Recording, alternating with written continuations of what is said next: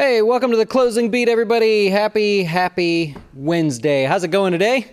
This is our quick stock market update show that we do really for customers here, but we just publish it live so you guys can all participate. Those of you who like to keep track of the market, see what's going on for the day. We'll talk about the good, the bad, and the ugly. Bear with me a little bit because I'm sort of playing with my daily cheat sheet. I get a lot of questions from people that say, how do you compile all this information and how do you read it? Where is it at? What does it look like?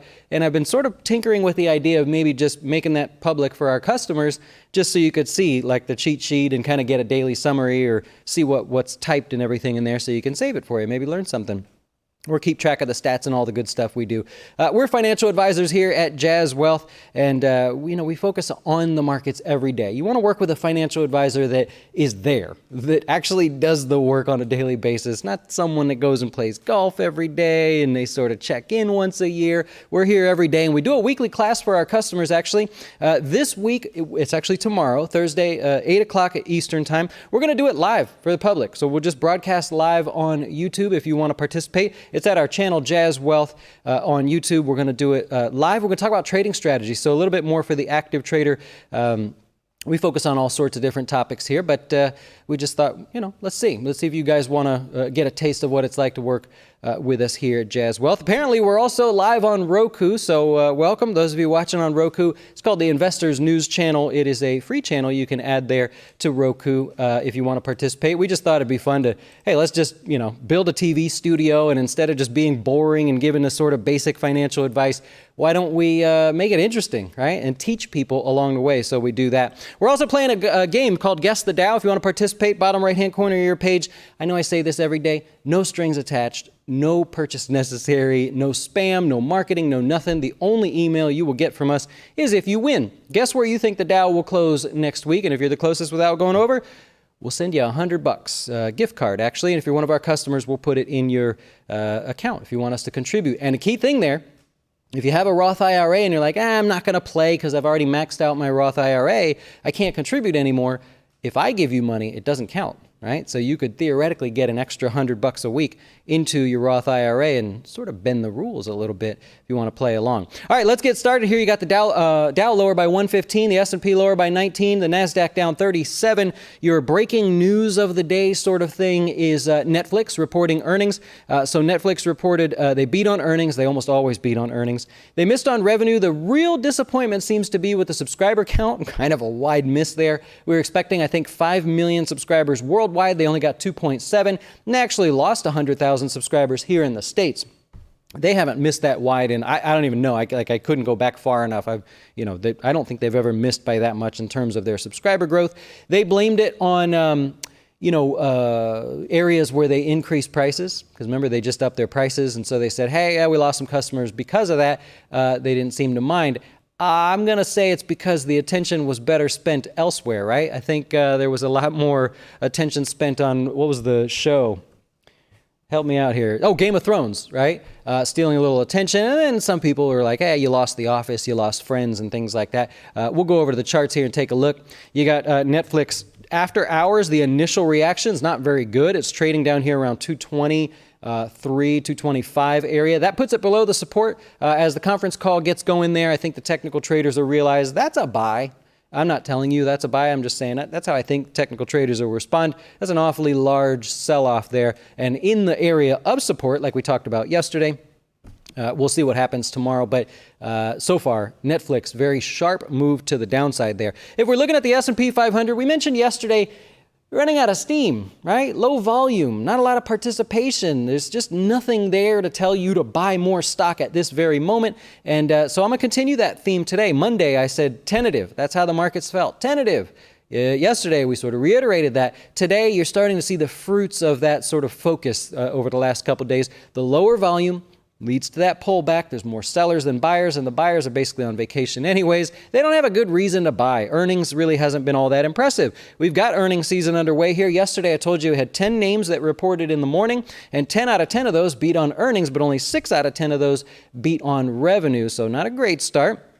Today, we had another 10 names report before the open here, and only 3 beat on revenue. So it's not starting off to be the best of earnings seasons, if you will.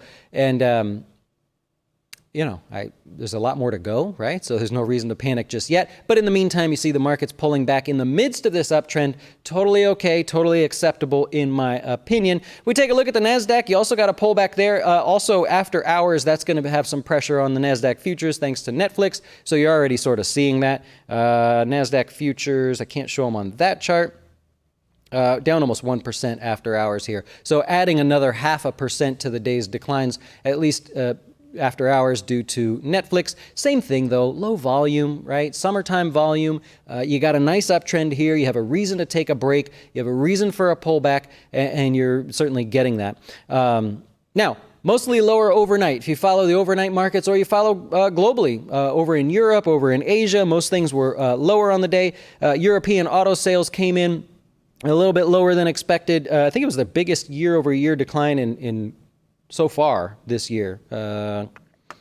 Yeah, it was. Yeah, not very good there. Shares over in Asia lower. You can see it all in the ticker up above. We always include that in there for you. So not good there. What do we have? We've got the Fed coming up here. So I did a little research for you guys just to kind of dive in and get a little bit deeper here. You had the beige book today. That's fine. We closed on the lows of the day. We'll talk about that in a second. But you got Fed speak, all sort of hinting at these cuts. You had President Powell, Jerome Powell, his comment, exactly. I looked up all the comments so you don't have to watch all this stuff. Yesterday he says, the Fed will act as appropriate amid increased uncertainties, hinting at that rate cut. Now, I kind of pointed out yesterday, why? Why are we cutting rates? All the economic data we've seen is getting better and better and better, not earnings, but economic data. And so we sort of attribute this to them saying, okay, we want to just keep feeding fuel to the fire. I don't know. You also had Evans. He reported his actual quote was, a little more accommodation would be helpful. And this guy actually wants a 50 basis points cut. So it's widely expected and pretty much a certain guarantee, at least what everybody's thinking, is that they're going to cut by 25 basis points. Quarter point right out the top. Well, you've got one, Mr. Evans there, who also is a voting member of the Fed, by the way. He thinks that even despite solid economic fundamentals, he'd like to see inflation a little bit higher than 2%, and therefore he'd like to go back 2 cuts, or in other words, 50 basis points. So that's sort of your update on that one. Let's go over the charts here real quick again. Closing on the lows. That is sort of a negative in the ultra short term. The S&P closed right smack on its lows. Remember yesterday we were talking about a stock, I forget the name of the stock. It closed on its highs. And we said, you know what? That's a good sign from a technical perspective, because if the markets didn't close, would not the momentum of that stock had continued? Now we've got this to the downside. Look at the S&P. The markets were selling right into the close. If the bell hadn't rung, would we not have continued to sell off? So you want to sort of roll that forward to tomorrow. And you go, hey, if tomorrow's a down day, we already sort of got the hint today, at least if it starts as a down day. So again, you can see the volume declining. You can see that sort of pullback there. People wanting to take a break, short-term traders wanting to take their profits. Totally understandable. All right, let's go over to some sector news here. I'm going to start on the bottom today, if you don't mind. Transports lower on the day. A lot of this was because of CSX. In fact, transports, and then if you look at industrials, the next worst performing area, at least on our dojo here. By the way, this is available for every one of our customers. It's a little dojo. We house our videos, our private classes that we do in here, but also you can kind of come in and search through stocks if you like and play around with the candlesticks and all that learning in there. So that's what I'm looking at here at the moment. But you got transportation lower on the day and industrials lower on the day. Now, if we look at industrials, you got a decline here of over 2%. A lot of it's because of the railroads. If we look at CSX, they had earnings and some interesting comments from the CEO. The stock lost 10% on the day. CSX makes up 2.6% of the XLI. If you look at Union Pacific, that's another railroad here. I know they're not very excited. Like most of the time we don't talk about rails because it's just not a very exciting area, but it was today. So 6% decline here. This makes up 5.3% of the XLI. So some of the heavier hitters in this space, a little bit lower. If you look at Honeywell, also, that's your top holding. There we go. Honeywell down 3% on the day. That makes up 5.5% of the XLI. And then Lockheed Martin was another one. I was just having fun digging through some of these names today. Lockheed Martin down 2%, and pulling back in the midst of an uptrend. Not a big deal there. It makes up about 4% of the XLI. So that's sort of a handful of names that make up this ETF, which can be sort of the reason given for that pullback on the industrials today. I'm sorry, Boeing is the largest holding. Did I put that down for you? Boeing was the only positive one today. It is the largest holding, by the way, at 8%. I think I said the other one was. It's not. Boeing adding 2% was the only one that really bucked the trend in at least like the top 12, top 13 holdings in that list there. So those are sort of the reasons for your bottom two ETFs there. If you're participating in those sectors and you saw a little bit of a sucker punch today in your portfolio, you sort of understand why. I want to point out silver. Silver's continuing its massive little rally here. Silver in just the last 5 days, or last 3 days, is up about 5%. So a rather rapid rally there, extended in the short term. You definitely want to notice that extension in the short term. But is it not sort of an economic indicator? Do you think it's kind of an economic indicator? Silver is different than gold. If there's sort of like a little lesson of the day, silver is used in more industrial ways, whereas gold is more like, I bought gold and I've got a little coin, or I've got my bar or whatever. I've got some interesting stories about people and their gold. But silver is also bought for industrial uses. There's 1 billion of them. But so a lot of people look at this and they go, hey, wait a minute. If silver's doing so well in the short term, is that not at least a minor economic indicator that people are betting on this economic cycle, the growth, the expansion, this big bull rally? They're betting on that continuing, because you would have to have more industrial demand in order, because of all this. If you have expanded industrial demand, you would see an increase in the price of silver because they're using it for the products there. So some people are looking at this and saying, okay, this is a good sign for the general health of the economy, at least in the short term. I don't know. I'm just bringing it to you. You take with it what you'd like to take with it. I just want to point that out, maybe a different way of looking at it that you haven't looked at it. Another sort of cyclical sector is consumer discretionary. So this is basically sitting near highs, pulled back about 1% today, but it's up 25% on the year, and that's another one. You're saying, all right, if you have this extra money to go spend on nonsense, really, or just extra stuff that not your rent and your food or whatever, but you have money to go spend on extra stuff, vacations and sort of rehabbing homes and things like that, is that not a positive sign of the economy as well? This is a little misleading, if I could just sort of give you a little warning. Amazon makes up, I think, 7%. Amazon makes up, no, this is like 20%. So Amazon is the biggest player in the XLY.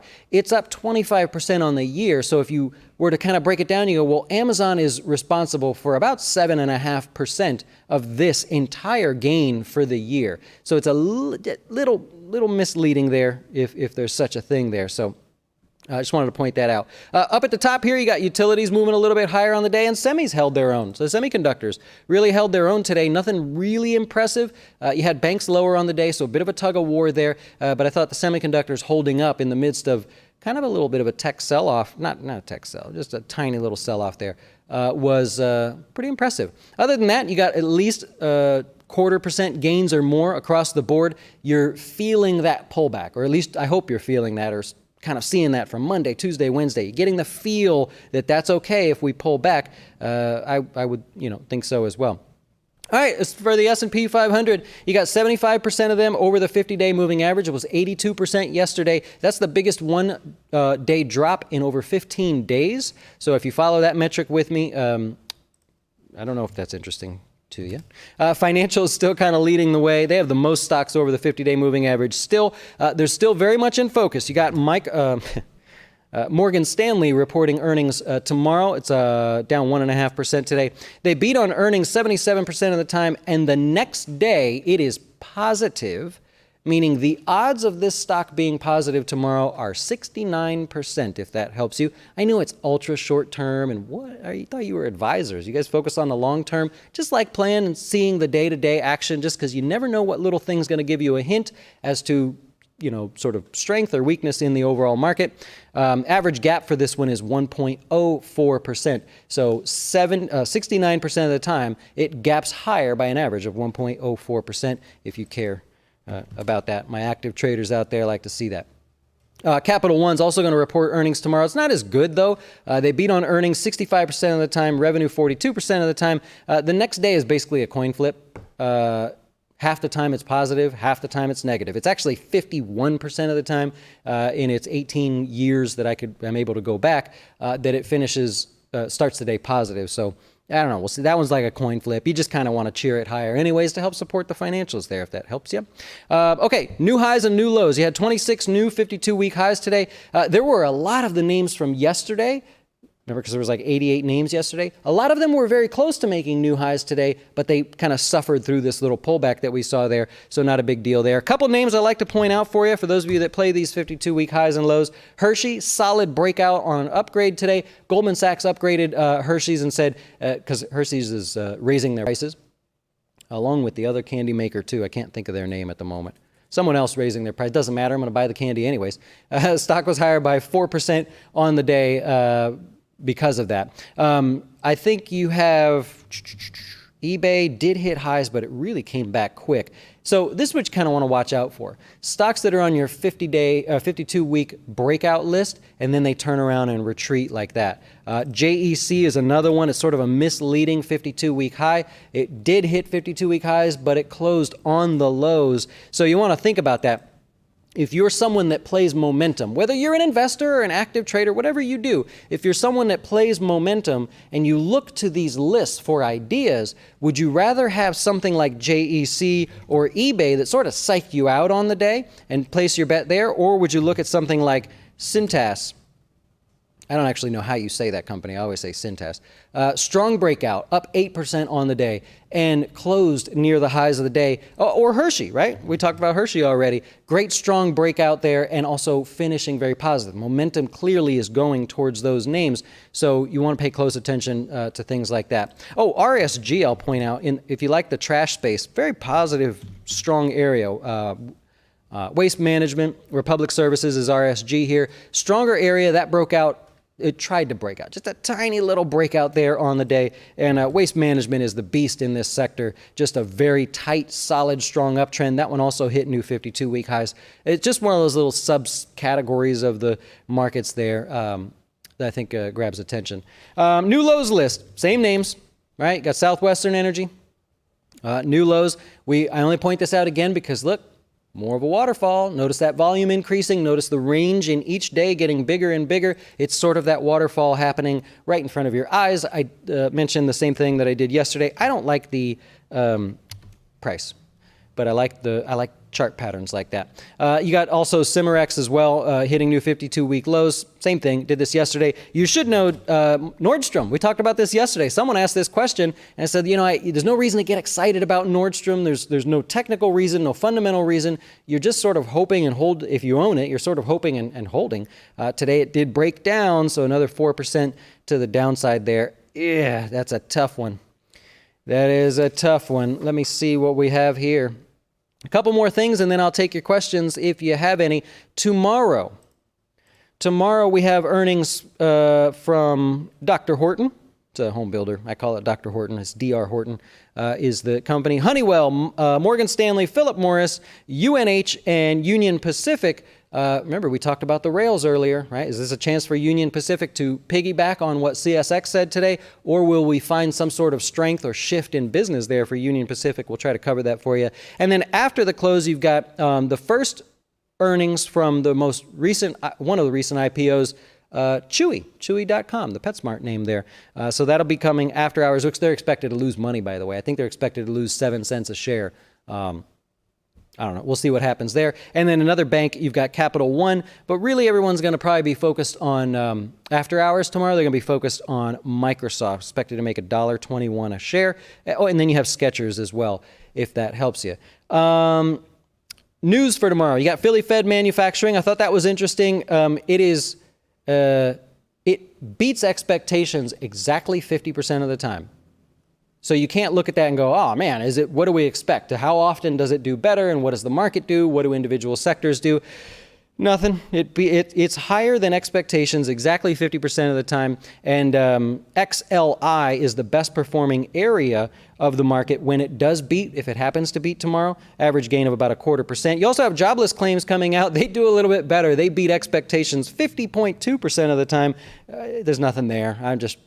This is basically my way of saying there's not a lot of good things I can share with you today that are sort of interesting from a statistical standpoint. But if it does happen to be consumer discretionary, as you may expect, right? You may expect that one to be the better thing there, is the best performing area, but minor, right? 0.16% average gain. So nothing really to get excited about. Bank of America beat on earnings, beat on basically in line with revenues. Stock was higher. Ericsson, if you follow them, that one got beat up today. Missed on earnings, did have better than expected revenues. Not a lot of good things came out of the CEO's mouth there, if you follow that one. And then United Airlines, I want to point that one out. They beat on earnings by a lot. I think it was like 12 cents. It was 12 cents. Beat on earnings. Revenue was basically the same. They lowered their guidance going forward. I think the stock still squeaked out a little bit of a gain. How did it do by the end of the day there? About 1%. Nice little uptrend there for United Airlines. And U.S. Bank missed on earnings. Revenue overall was just a little bit low.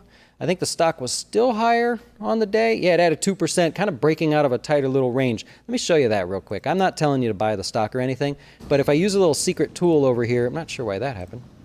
A little secret tool. You go like this. There you go. Kind of interesting, right? Stock breaking out of a little bit of a range after a series of higher lows. I'm not saying you buy it. I'm just saying you could understand why people decided to buy that sucker. All right, I'll take your questions if you have them. Oh boy. Let's see if we can do this here. There we go. All right, questions. Are we set up? Everything looks good? Yep. So UNH tomorrow, they're expecting to make $3.46 a share. Let's see what we have here, if I can give you some more information on that one. Did not look at the stats on this one.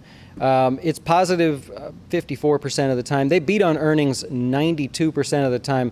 Analysts have this one pretty much locked under control. It's usually not a surprise there. So we'll see. It tends to be pretty volatile. Last earnings, the stock gapped higher by 3.4%. So that's nothing to sneeze at. You get the wrong direction on that one. 2 earnings cycles ago, it gapped higher by 3.6%. So typically gaps higher or lower in that 2 to 3% range. So definitely something that'll grab your attention. Yeah. Yep. What do you think about Amazon? You got to be a little more specific than that. Here's the thing. I'm pretty sure I'm allowed to tell you this, but I hope so. We are registered with the SEC, right? We're one of the little guys out there that registers with the big guys so that we sort of can be shown in the same light as the Fidelities and Schwab and all those people. So we spent a lot of time and a lot of money to register with them. We just got done with our first sort of review / audit / inquiry. We didn't do anything wrong, by the way. It's just normal that they come and check up on you, make sure you aren't breaking the rules and everything. And so in light of that being successful for us, I'm not allowed to actually say like what happened, but it was successful. I would like to continue a successful relationship with the SEC. So you have to be just a touch more specific so I don't happen to say something and get in any kind of trouble. I see the EU going to be investigating Amazon and some of their partners. Not a big deal. Stock was a little bit lower today. If it pulled back in the short term, your technical traders would like the 1950 area. So if you're looking for a buy point or looking to just understand where people may be interested in buying, you got about 1950 on that one. Yeah. Oil, yes, very weak day for oil. Continues to be a week for oil as well. Strong pullback. If you use like the USO or however you want to look at it, if you look at the futures directly, that's fine. Same thing, basically. Yeah, sharp little pullback in there. Overall, for the last month or so, not really a lot of progress. You're sitting at near the lows, I understand that. But if you're someone that tried to pick off this bottom or you've owned it since the beginning of the year, you're kind of flat, right? So it's an underperforming area, that's for sure. Dustin, what symbol does Jazz Wealth go to when it comes to gold? The easiest one to look at, I'm not saying we invest in this or anything, but just an easy one to look at is GLD. It's the most direct ETF play you can have, always the GLD. If I'm on those computers behind me, I look directly at the futures. Just because it's the absolute direct way to look at it. But if I'm here on the dojo, GLD, or if you're in the dojo and you want to take a look, GLD is the thing there. IBM, yep, they've got earnings coming out, or they had earnings that came out. Tough one. You got really rapidly declining sales over the last 8-9 quarters. So that's a tough one. People are kind of betting on the idea that the ship is about to turn. The massive ship, the declining sales and sort of that bad news and everything is about to turn the corner. And so I think that's why you probably see it a little bit higher. I don't have an opinion. I was looking over the sales numbers and everything today.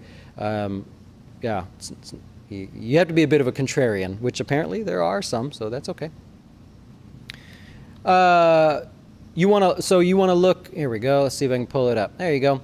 I have a general rule. So the question was, do you think Domino's would be a good buy for the long term? I have a general rule. It's not always right. It's just a personal rule, something I've lived by here.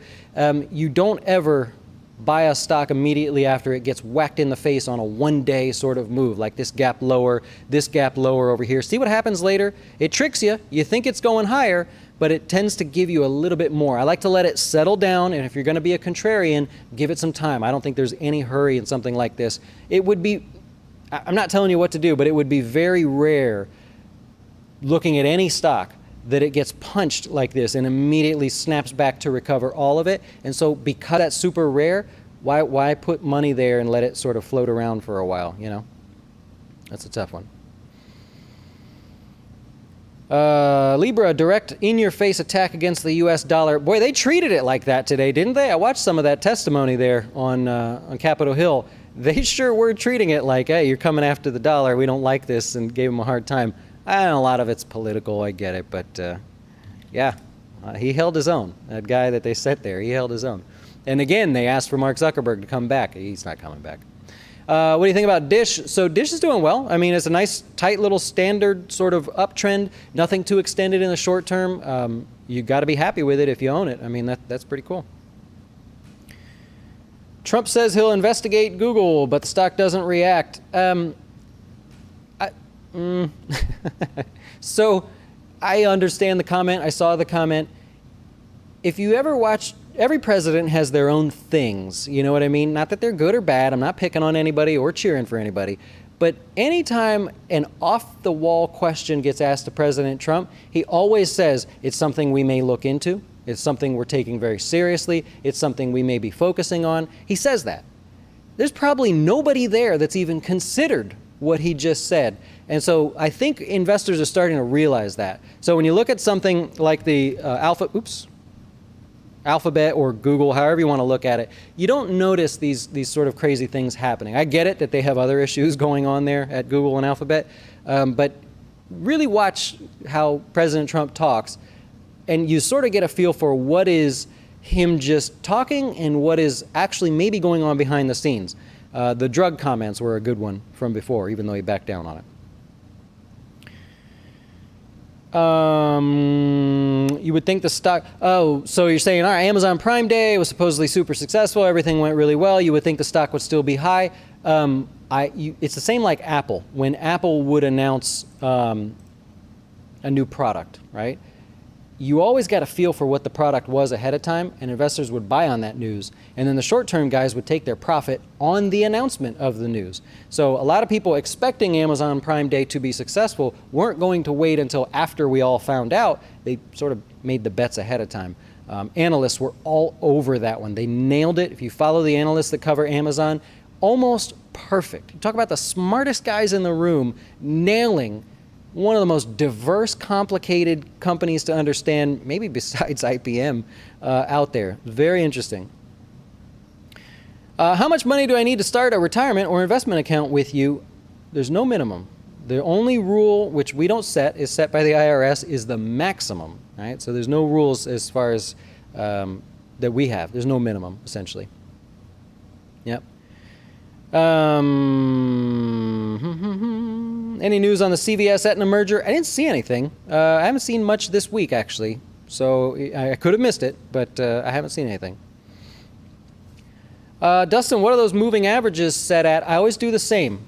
So whether you're logging in the dojo or whether you're seeing it on mine, the green is the 20-day, the blue is the 50-day, and the red is the 200. I always do it the same to keep it nice and uniform.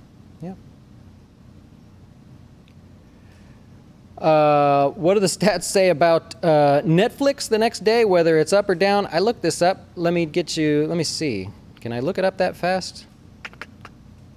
Do I still have that screen set up? 47% of the time, it is positive on the next day. It's not going to be positive tomorrow, guys. Like, it's not even like me just trying to offer my opinion. That's just looking at a stock that's fallen that much. It's just not going to be positive tomorrow. So you could say the odds were correct in this case.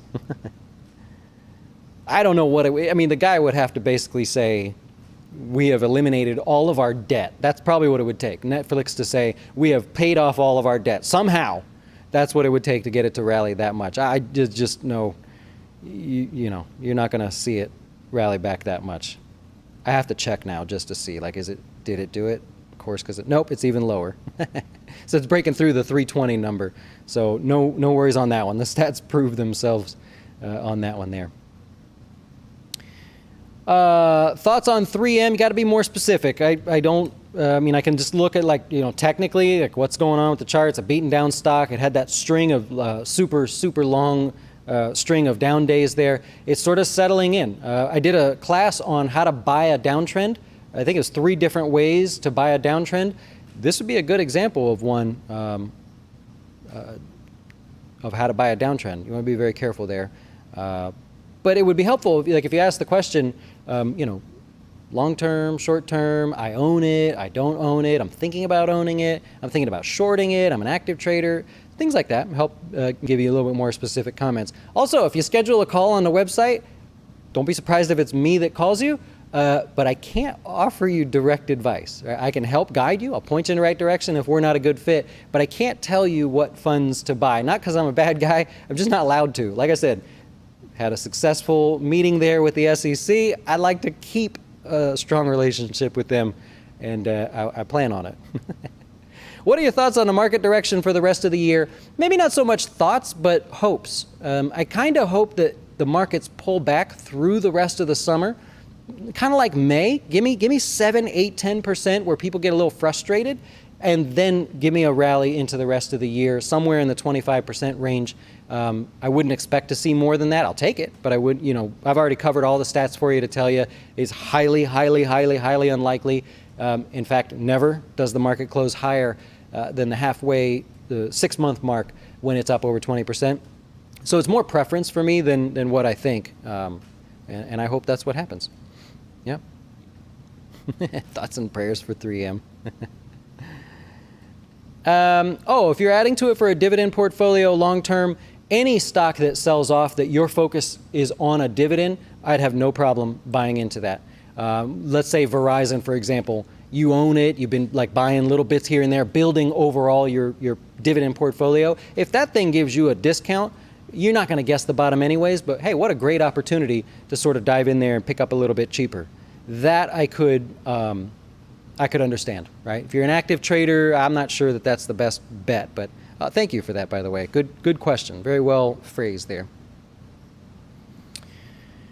What's the best way to follow the yield curve when it goes inverted? You can put it on a chart if you like. Depends on the type of platform you have. You can plot them on a chart. You can also compare them to each other. You can't do it in the dojo. That'd be a little advanced. We're still building things like that out. But most platforms you can say, I would like to see something compared to another thing, and just by typing the symbols in with a slash or either a dash, depending on whether it's E-Trade or TD or whatever, it'll automatically know you want to see a comparison, and it'll put one price on the left, one price on the right. It should be that simple. So whatever platform you use, just ask them real quick. How do I compare the 3-month versus the 10-year or something, whatever you want to compare, and you should be able to see it either in one line or in that comparison, like I said. Oh boy, Kirk says the SEC sucks. And I'm no comment. I can't say anything. I can say that the guy that I dealt with there was really, really, really easy to deal with. Smart. You weren't getting anything over on this guy. He was very smart, but he was really easy to deal with. There was another guy, I won't say his name. We did not get along very well, but you know, it was a successful meeting, is all I have to say. What are your thoughts? I like Visa and MasterCard just in general. It may be a little bit pricey at the moment, but just generally speaking, I like them. Yep. Mike says, I like the markets to fall until about 2040-ish and then blast off when I retire. I like it. If you could have an entire lifespan where the markets were lower, you'd probably be the only investor in the market. But how awesome would that be? And then get that takeoff there. We talked about Nordstrom already. That's you know, both yesterday and today. It's not good. It's a tough one. Are global or domestic interest rates a bigger driver to our stock market? In the long term, of course, domestic. The short-term interest rates, especially Germany, what's going on in Turkey, Venezuela, things like that, they have little blips. You know, they hurt little by little. It depends on how much the media wants to focus on it and any milestones those things cover. That's the biggest thing. But that's it. All right, well, yeah, successful, right? I think I did a good job. We got it done today. I'm going to wrap it up there. I hope you enjoyed our show today. Remember, tomorrow, there will technically be 3 posts by us. There's going to be the normal 1 o'clock show. Got a real interesting one. Was Dave Ramsey wrong about something he said? And I'm not gonna bash Dave Ramsey, but he did mention something I think we can improve on. So that'll be 1 o'clock. We'll of course do the 5 o'clock stock market update. We will then be back at 8 o'clock to do our normal private client class. We're just gonna do it public for you guys on our YouTube channel if you want to join us. I appreciate you watching, and yeah, it's official. I've covered it. Have a great rest of your day, and thanks for watching. Why should you choose Jazz Wealth as your retirement or long-term investing service? Our portfolios are managed by us, not some faceless mutual fund manager. Our private classes will teach you everything about investing and getting your dough straight. Best of all, our fiduciary standard means your best interest comes before ours.